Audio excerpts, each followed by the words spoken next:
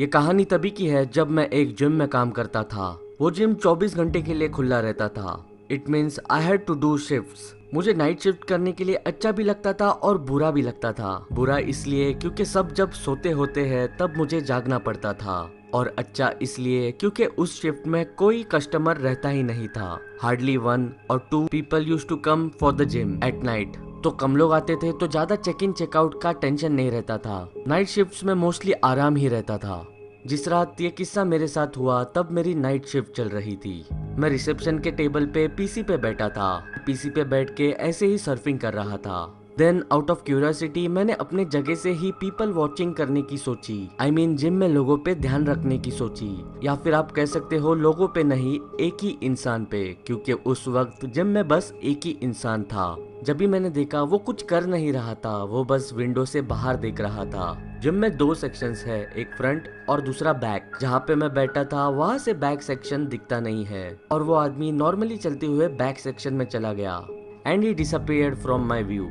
और मैं फिर से अपने पीसी में सर्फिंग करने लग गया। 10 मिनट बीत गए and I forgot the guy was even there. उसके बाद लिटरली सब कुछ शांत हो गया। जिम की लाइट ऑफ हो गई। It seemed like there was a power cut off. वहाँ पे पूरा अंधेरा हो चुका था। वहाँ पे इतना अंधेरा था कि मैं अपने आगे 2 फीट की दूरी पे भी कुछ नहीं देख पा रहा था। थैंक गॉड रिसेप्शन टेबल के ड्रॉवर में फ्लैश लाइट थी। मैंने वो फ्लैश लाइट जलाई और मैं फिगर आउट करने लगा कि मैं अभी क्या कर सकता हूँ। मुझे ये बात तो पता थी कि बैक सेक्शन को कनेक्टेड एक स्टोरेज रूम है, वहाँ पे पावर बॉक्स है जहाँ से मैं पावर ऑन कर सकता था। और मुझे ये भी पता था जो आदमी वर्कआउट कर रहा है वो वहीं पे है बैक सेक्शन में। ऑन माई वे देयर मैं उस इंसान को बुलाते रहा, लेकिन उसका कोई भी रिस्पॉन्स नहीं आया। अब मैं बैक सेक्शन में था और मैं अभी भी उसको बुला रहा था, लेकिन देयर वाज नो रिस्पॉन्स। मैं ये सोचने लग गया why on earth he won't reply me back. उस जिम में अकेले में वो फ्लैश लाइट लेके घूमना काफी क्रीपी था। उन जिमिंग इक्विपमेंट्स को ऐसे अंधेरे में फ्लैश लाइट में देखना, it was quite a creepy thing. मैं स्टोरेज रूम में चला गया जहाँ पे पावर बॉक्स था। मैं पावर बॉक्स की तरफ चल पड़ा। मैंने उस पावर बॉक्स में हर एक स्विच को ऑन करके हर एक कॉम्बिनेशन ट्राई किया, लेकिन फिर भी पावर ऑन नहीं हुई। तो मैंने सोचा कि पावर ऑन अभी हो नहीं रही है तो मुझे जिम बंद करके घर के लिए निकल जाना चाहिए। और सुबह जब कैथी आएगी जो कि जिम ओनर थी, तो वो इसका सोल्यूशन निकाल के जिम चालू कर देगी। लेकिन उसके पहले मुझे उस इंसान को ढूंढना था जो जिम में था। मैंने उस इंसान को जिम के हर एक कोने में ढूंढा, thoroughly towards the front section and also towards the back section and even in the gents washroom। लेकिन वो इंसान नहीं मिला। अभी बस एक ही जगह बाकी थी जहाँ पे मैंने चेक नहीं किया था, और वो थी वुमेन्स वॉशरूम। तो मैं वुमेन्स वॉशरूम में चला गया। वहाँ पे सबसे ज्यादा अंधेरा था। मैंने हर एक कोने में फ्लैशलाइट मारी और मैंने उसे ढूंढने की कोशिश की, लेकिन मैंने उसे नहीं पाया। So only place remaining to check now was the washroom stalls। इसके पहले कि मैं टॉयलेट स्टॉल्स खोलूं, मुझे आवाजें आने लगी। आवाजें किसी के ब्रीथ करने की।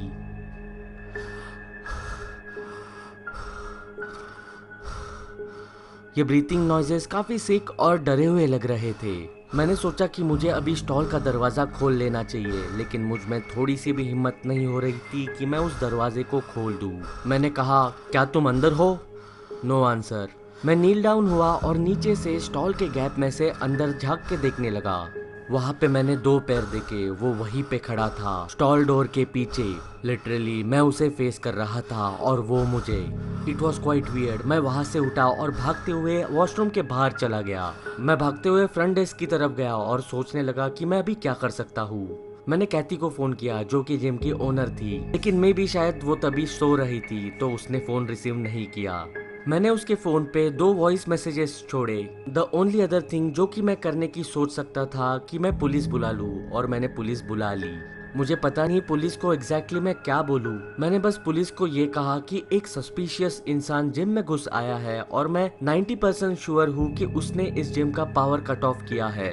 मैंने फोन काट दिया। फोन काटने के बाद मुझे वहाँ पे बहुत ही ज्यादा अकेला और हॉरिफाइड महसूस हो रहा था। और सडनली जिम के फ्रंट सेक्शन से एक मेटालिक आवाज आई।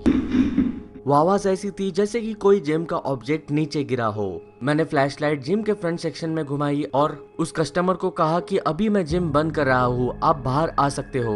मैं उस इंसान को कॉल आउट कर ही रहा था, तभी मुझे शायद ऐसे लगा कि मैंने उसे देखा। मैंने उसे जिम इक्विपमेंट्स के बीच में देखा, और तभी बाहर से पुलिस के सायरन की आवाज आने लगी। मैंने अपनी नजर जिम के फ्रंट गेट की तरफ घुमाई पुलिस को देखने के लिए।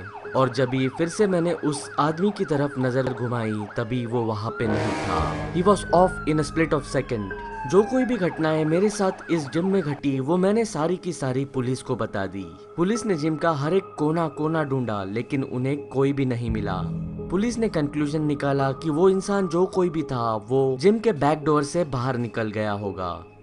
बाय द टाइम मैं सुबह जिम चेक करने के लिए वापस आया तभी कहती वहाँ पे पहले से ही मौजूद थी and everything seemed really very normal. Last night just gym की पावर आउटरेज हुई थी जो कि कहती ने फिक्स कर दी थी and gym was up and running. मैंने कहती को उस आदमी के बारे में बताया और कैमरा फुटेज चेक करने को कहा। हम दोनों ने भी कैमरा फुटेज चेक किया।